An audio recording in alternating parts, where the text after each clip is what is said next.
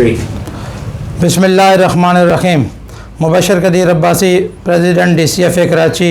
मेरे साथ प्रेसिडेंट गुल हसन सठार साहब भैंस कॉलोनी सर्कल से और तमाम डेयरी फार्मर भैंस कॉलोनी के और कराची के बैठे हैं। आज हम दूध के नए रेट का ऐलान कर रहे हैं।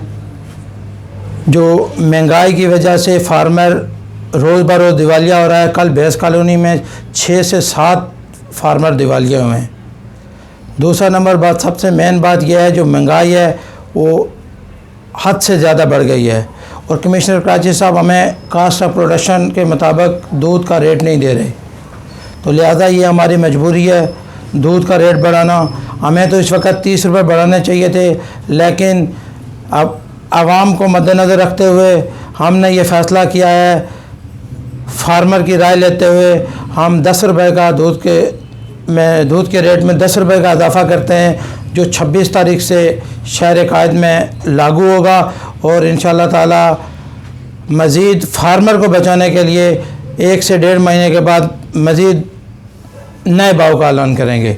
तो मैं उम्मीद करता हूँ कि तमाम डेयरी फार्मर इस भाव पर अमल करेंगे और दुकानदार हज़रात हमारा साथ देंगे ताकि ये सन्नत बच सके। अस्सलामु अलैकुम।